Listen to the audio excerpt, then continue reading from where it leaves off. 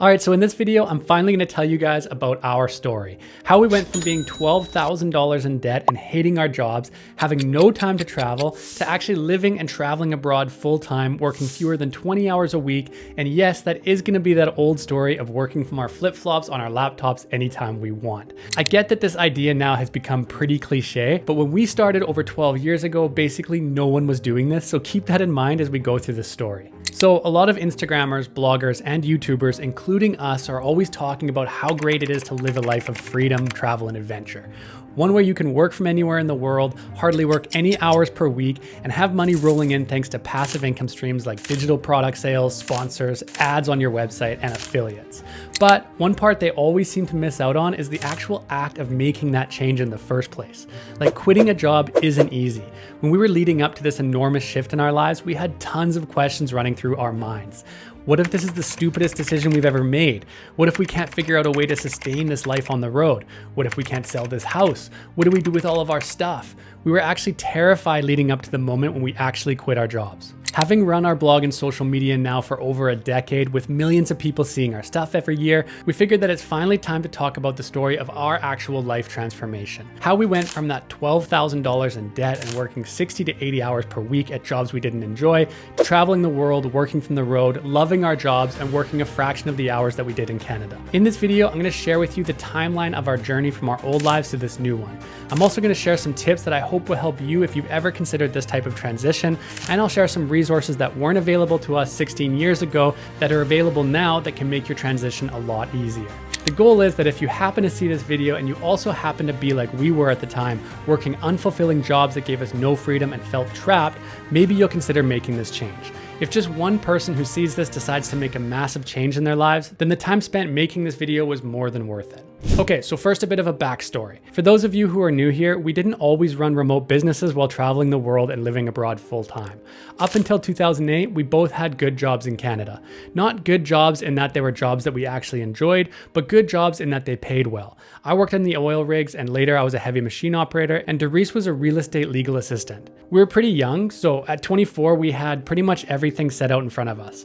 We already owned a condo right downtown in Calgary, we had a nice car, we earned over 6 figures per year, and we were growing our nest egg, as I call it, back home.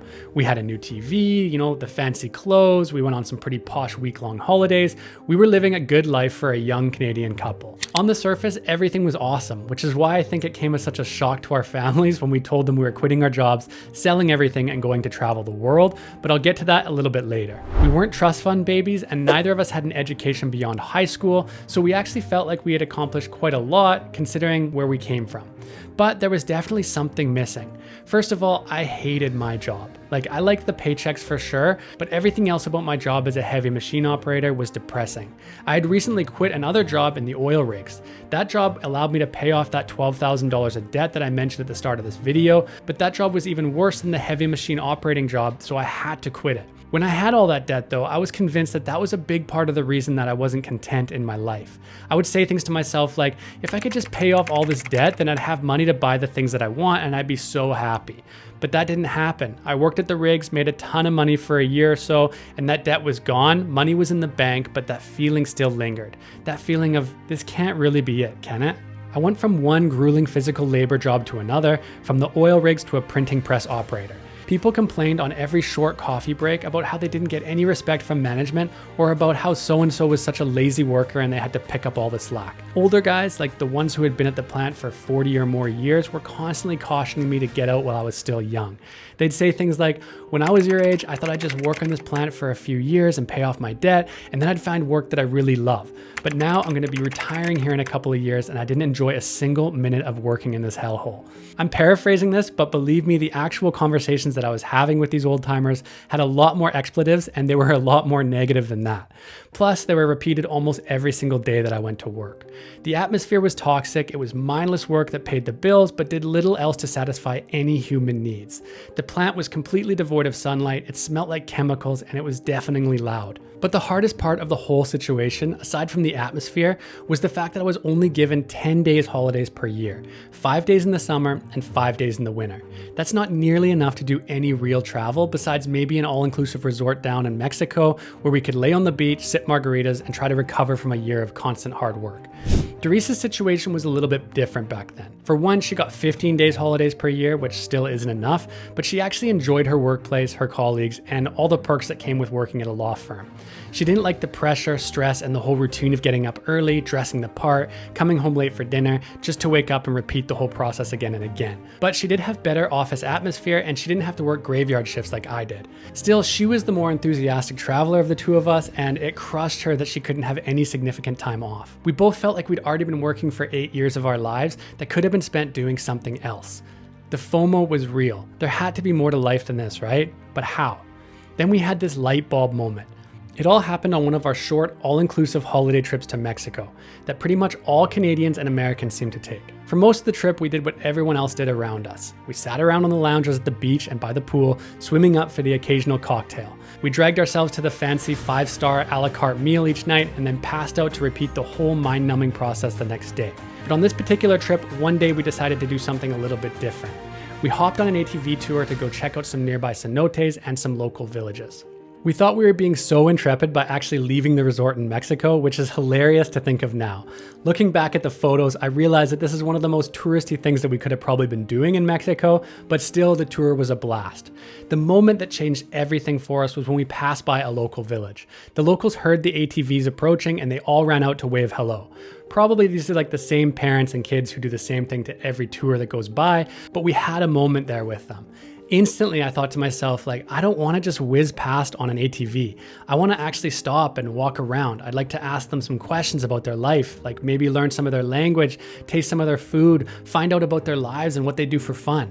It was a total light bulb moment, a flash of realization in a young 23-year-old kid's mind who had barely left Canada except for a couple times to the US and now Mexico. It was a sudden realization that there was an entire world out there to see and experience, and at this rate, I'd be working so much of my life that I'd hardly end up experiencing any of it. That moment on the ATVs changed everything, or at least the seed was planted. A few days later though, that short 1-week vacation came to an end, and again the feelings of dread returned to us. I knew I'd be back at work in less than 24 hours. The plane would bring me right back to that chemical-filled plant where I'd go back to work for at least 6 more months before earning myself another 1-week holiday. Part of me must have been imagining at that point what it would be like to actually continue exploring the world full time, but that thought was so far away from my reality at the time that it probably didn't linger for very long. Okay, so now I want to talk about the 2 words that literally changed our lives forever. It was probably around 3 months after returning home from that trip in Mexico when it finally happened. I had a particularly shitty day at work. My boss was screaming at me for a mistake that was actually the machine's fault. It was 40 degrees Celsius or around 105 degrees Fahrenheit inside the plant, and I worked for 12 and a half hours straight with barely enough time to have water. Days at the plant weren't always like this, but this wasn't the first really bad day at work, and I knew that it wouldn't be the last. I stormed out of the plant that day after my shift was over, and I swore to myself that I wasn't going to work there forever. I was going to take the advice of those old timers and not waste my entire life making plastic bags for big corporations. There had to be more to life than working for a paycheck that I'd use to buy stuff I didn't need, to impress people I didn't like, all while living a life that I didn't even sign up for. I got in my car and sped out of the parking lot like I was on a mission, but at that point I had no idea what that mission was. When I got home, I went straight to my computer and started Googling, or maybe it was Yahoo back then, I don't remember. I was just searching the web for what is backpacking. How do you get from place to place? Where do you stay? How much does it cost? How do you communicate with people? Somewhere in those frantic web searches, I happened across a blog about gap years. I don't know, maybe it was Nomadic Matt's blog. He was probably the only one travel blogging back in 2007, but I was suddenly introduced to the idea of an entire year off work. As a Canadian, this concept had never even crossed my mind. We don't really do gap years. We finish high school and then we either go to work or college. There's no time to find yourself. There's actually barely any time to actually find yourself a job. This new keyword took me down a rabbit hole of intrepid travelers who saved up money to literally travel the world for a year or more. By the time Doris came home from work that night, I was absolutely buzzing. She barely made it through the door and put down her purse when I asked her the fateful question. If you could travel anywhere in the world for a year, where would it be? Without any hesitation at all, she answered Southeast Asia. Immediately, I felt this surge of energy running through me, almost like the shivers, like something was happening and I couldn't even describe it. Those 2 words changed our lives forever. So that was it. We were going to make this happen no matter what. All right, so fast forward 10 months and it's time to actually quit our jobs. The idea of quitting our jobs was terrifying. We were well aware of how fortunate we were to have them. We knew that if we stayed at those jobs, our lives would be pretty much set. We'd always have the bills paid, we'd be able to easily save for our future, we'd be able to afford a comfortable house and a nice car, but we knew that this life wasn't for us. We wanted to see the world. We wanted to live the next 50, 60, or 70 years of our lives without the regret of never actually giving it a shot. We wanted to live every moment like it was our last, and as cliche as that sounds, there's actually just no better way to word it. And while we had no idea how to make that happen beyond that 1 year that we'd saved enough money for, we knew that there had to be a chance that we could actually get this to work. If some random blogger online can do it, then surely we can too. So within about 10 months since those two fateful words were spoken, and thanks to working a lot of overtime and managing to sell our house and our car, we had about $25,000 Canadian to travel with. Our goal was to travel the world on 50 Canadian dollars a day, including all flights, accommodation, food, and experiences. That would be a total of around $18,250 for the year, and then we could come back with a little bit of extra money in our pockets for the next steps of our lives. Even with more money in our banks than we'd ever seen before, we were still scared to quit. Our families were supportive of the entire idea of us traveling, but we could hear the worry in their voices when we told them we were quitting our jobs. There were a few, "Are you sure you want to do this?" But we knew we had to do it. But to be honest, the actual act of quitting our jobs wasn't so easy. I'd love to tell you that I walked into my boss's office and threw my letter of resignation at him and just yelled at him that I quit. But the truth is, I barely remember it. I remember telling him that I was going to go traveling, and I vaguely remember him saying something about me being able to come back if I ever returned, but the rest is a total blur. Okay, so now I want to talk about something I don't think we've ever talked about online before. Doris and I actually almost broke up during this process. So not surprisingly, selling a house and a car, storing all of your stuff, working 80 hours per week to save money, and then uprooting your life to travel to a foreign land, that is pretty stressful. Stressful enough that it almost broke me and Doris. Not to mention, we'd only been dating for about a year when we began planning for this first trip, so we didn't even know if we were going to get along while traveling. As the trip deadline approached, we were arguing about everything and it was just so stressful. Now, after 17 years together and having pretty much no fights that entire time, it's clear to us now that the pressure was just getting to us back then. We've come to realize that during our biggest transformative times in our lives, our old selves hold on to how things were. But what we've also learned is that in those moments come the biggest positive changes in our lives. Luckily, we made it through the bickering and we boarded our flight on November 17th, 2008. And yes, it was an enormous positive change in our lives. So one thing I do remember like it was yesterday is the day that the plane actually took off. Like the memory of the wheels leaving the tarmac in the Calgary International Airport are engraved in my mind forever. That feeling is one that I really can't explain and I don't think I'll ever be able to explain. On top of that, it suddenly hit me that I'd just left Canada and I wouldn't be back for an entire year. This would be the first time in my life that I'd had complete freedom for more than a few weeks at a time. I had no idea what to expect, but I knew that it was going to change my life forever. So let's fast forward quite a bit here, 2.5 years on the road, and we're trying to think to ourselves, how do we do this forever? So this is in 2012. We'd already finished that first year-long trip around Southeast Asia, which ended up being around 13 months. Then we had to go back to Canada to go to the same jobs again to save up money for another trip. We actually got really lucky there because right as our first trip was ending, both of our bosses contacted us while we were on the road, within the last month, and offered us our same jobs back, which was perfect because we definitely needed the money at the time. But then we basically went home, saved up for another year, and then we planned another trip. But this time the trip wasn't just going to be Southeast Asia, it was going to be a world trip. And this time we swore to ourselves that we'd finally find a way to keep traveling and living abroad forever. We'd had the most amazing 2.5 years on the road total by this point. We could have never imagined it being so good. We made so many friends, we learned so much, we tasted so many different types of food, and it just felt like our minds were expanding with every day that we spent on the road. But then that same familiar dread returned. The bank account was low and it was going to be time to go home and get those same jobs back again. And that's only if they'd even take us back this time. So we thought to ourselves, no way we're going to do that. We've got to figure out a way to make this our lifestyle. Actually, this all came to a head when Doris had an emotional breakdown on a beach in Koh Phangan Island in Thailand. We had a few weeks, maybe a month worth of travel money left, and it was inevitable that it was going to run out. There was nothing that we both wanted more than to keep traveling around the world, but how could we possibly go back to this regular life now? We'd become so detached from our 9-to-5 jobs and that lifestyle that it didn't even feel like it would be possible for us to go back. Seeing Doris crying on the beach set something off in me. So I told her what any young guy probably says to his girlfriend when she's crying and he has no idea what to do. We're gonna figure this out, don't worry, we'll make it work. From there, again, I went straight online to start looking for new ways to make money on the road. We were supposed to have already found jobs on the road by this point on this trip, but we just got lost in the excitement of travel and never even looked. So now it was basically like do or die. I found a few listings of schools in China who would hire English teachers, but all the forums that I was reading said that you actually needed a university degree to get a job in China, something that both Doris and I didn't have. So I went back to Doris and said, listen, we're just gonna go to China, and once we get there, we're gonna find a job. We had no idea how we were gonna do that or if it was even possible to work without a degree in China, but we went anyway. A couple weeks later, we were on a plane flying to China. So we were in China for about a week or so total when I finally decided to actually start taking the job hunt seriously.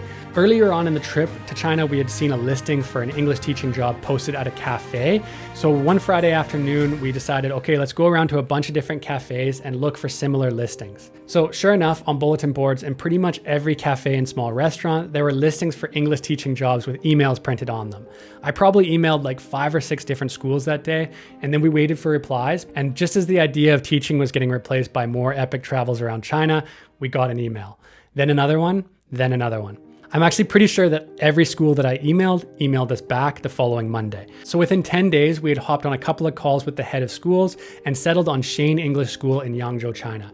We totally lucked out with that job. With so many horror stories coming out of China about schools not paying teachers or not helping them find accommodation, we had the best experience ever. We loved our students, and the 1-year contract flew by. China was an absolute blast. So just before we got the job teaching English in China, we had actually just started our blog. It was more just a way to share our travels with our friends and family at the time, but we did know of one blogger who was actually making money from his blog.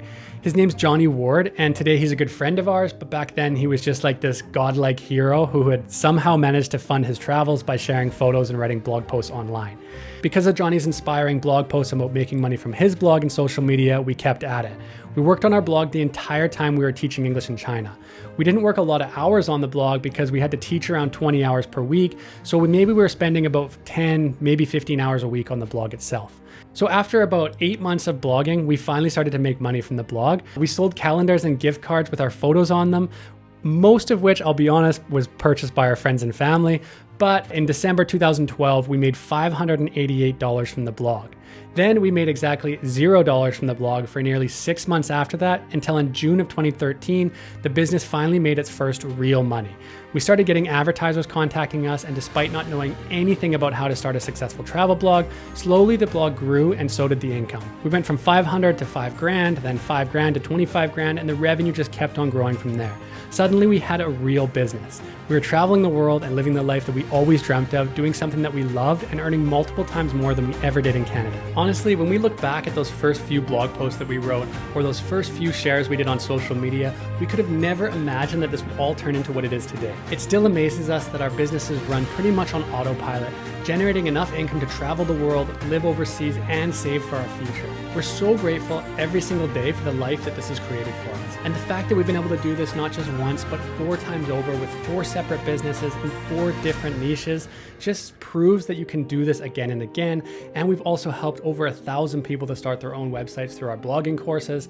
And it means that this is a repeatable process. So it is an amazing time that we live in right now. We thank the internet gods every single day for allowing us to have this creative outlet, build a fun community, and earn a full-time income, all while traveling around the world and working from our pajamas. And trust me, I know that this sounds too good to be true. And 12 years ago, if you told me that I'd be doing what I'm doing today, I'd say the exact same thing. But there are thousands of people who are turning their passions into real life-changing businesses online, and it's happening every single day. So why isn't everybody doing it, right? What I've realized is that there's really just a few reasons why so many people end up failing at this or never actually really go all in on it to begin with. So number one is that they feel overwhelmed.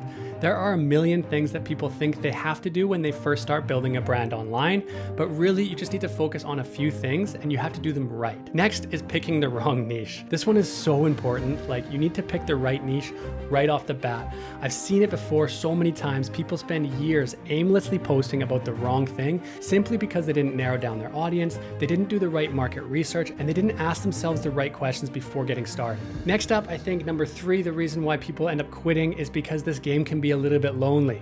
Everyone needs accountability. They need to know what they're doing is actually going to work, and they have to have some encouragement along the way. Like accountability from a mentor and from a group of people online in a similar situation to you is vital in actually being successful at this. And I honestly believe that the vast majority of people give up just before they hit it big. And that's not because they're not good enough, or their photos aren't good enough, or their reels suck, or their videos aren't good, or they can't write blog posts. It's because they didn't have someone there to tell them that they were on the right path, and if they just continued, everything was going to work out. So to summarize this whole video, basically, if you want to start with this lifestyle, you have to take the first steps. I've said it so many times before, but there are no guarantees in this online business. If anyone tries to guarantee you something online and they're saying you're going to do this and do that, I would be very cautious of that. But there's one single guarantee that you can basically live by. And that is, if you don't do anything now, if you don't take any active steps to change your life, then in 2 weeks' time, in 2 years' time, and in 2 decades' time, you're going to end up being exactly where you are right now. To make a change, you have to actually take that first step. So I hope that this video inspires you to maybe make a change if you're not enjoying your job. I know for us, it was the absolute best thing that we ever did in our lives. And right now, I would not change this life for the world. Like I said earlier, I can't even imagine going back to that job in Canada. And I know right now from where we sit in our lives that we're never going to have to. But if you are going to go down this path, I urge you to make sure that you're choosing the right path off the start. There are so many online gurus who will tell you, yeah, all you have to do is like start creating content, you're going to go viral. It's not that easy. You definitely have to know what niche it is. You definitely have to know the audience that you're speaking to. You need a specific avatar, and you need a framework of how to post, when to post, and how often on all your different social media platforms, your blog, and your email list. That's what we help you do in our coaching program. So if you're interested in that, go ahead and comment down below and leave the goat emoji, and we'll send you our free quiz that'll help you understand if your niche and your business idea is actually viable online in the marketplace right now. If it is, we can even hop on a call with you and see if you're right for our coaching program, and maybe you can join the next round of 10 amazing creators who are going through the program just like you. All right, that's it for this one. As always, thank you so much for watching this video. Please give it a thumbs up. Leave a comment down below, and don't forget to subscribe and hit that notification bell so you'll be notified next time we come out with a new video like this. All right, guys, thanks again. Later.